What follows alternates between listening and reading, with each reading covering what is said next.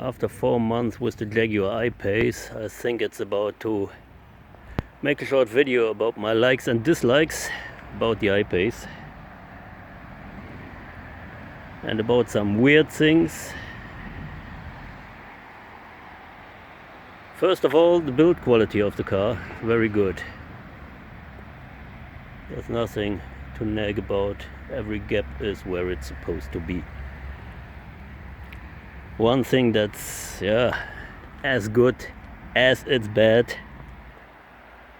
this car is really wide. From mirror to mirror, 2 meter 13.9. Good on the track, but not good for parking or on every street. A weird thing is, it doesn't have a rear wiper, because the developers say because of that rear wing the wind will blow the raindrops away. My question is, at which speed? Doesn't work with 50, with 80, with 100 or 130 kilometers per hour. With 140 kilometers per hour it barely starts to work out. The good thing is it doesn't need a rear window wiper, because you don't see much about or through the rear window. Let's take a look. So there is not much to see. You can see the traffic or who's following you in the mirror.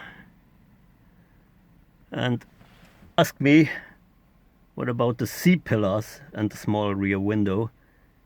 Is it that much disturbing? Well, while driving not, while parking also not, because one of the very good things is this car has a 360-degree park distance control and the rear camera works very well. Start it up.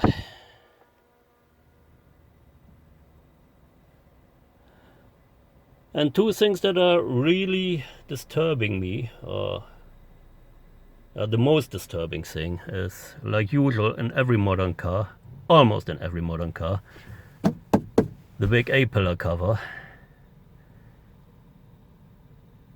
In a long left curve there is a lot of stuff that will just disappear, so you always have to move your head left and right to see what's coming next. And the big cover of the cameras is also not that nice.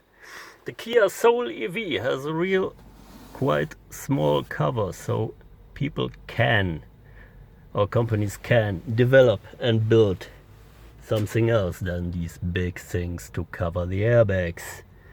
So there is a solution. Don't know if it's the best solution or not. One thing I don't like, but I don't like it in every car, is that little speed limit control, because it's only 95% right, but that's quite usual in modern cars. Build quality, even the interior, very nice, really like it. There's enough space to store a lot of things, my sunglasses also, and there's still a lot of space left.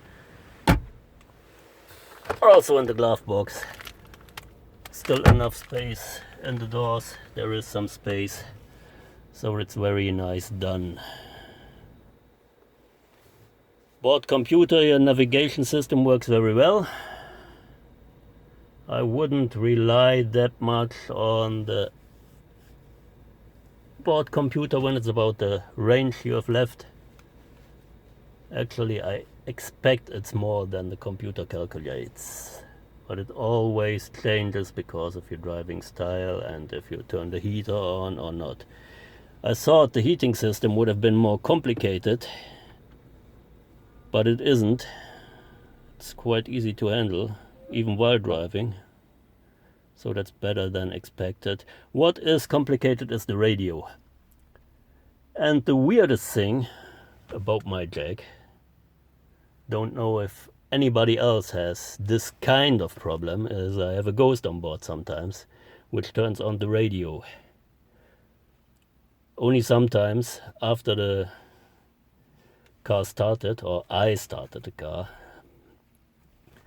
the computer, when it's just starting in the starting procedure, sometimes it happens that it turns on the radio, which is weird because I never listen to the radio, always hear music from my USB stick.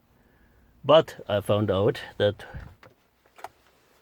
when the computer starts and it don't find the USB stick, which is here, it will turn on the radio. So when I pull out the USB stick now, darauf verzichten, ihr Recht auf sozusagen it turns on the radio. reinen Religions. So there's a miscommunication between the computer sometimes and the USB port.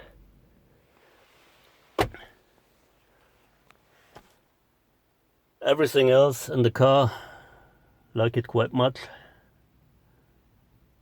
Some people expect me now to nag about the range, but I don't, because I get along with the energy consumption of the Jag. Battery is big enough. And fast charging stations are evolving too. There are more and more charging stations with minimum 150 kilowatts per hour. The Jag can only take maximum 100 kilowatt per hour, so I'm quite fine with that.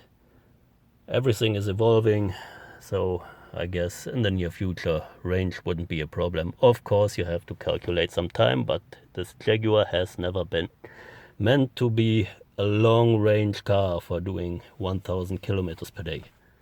Just keep that in your mind. Otherwise you would have been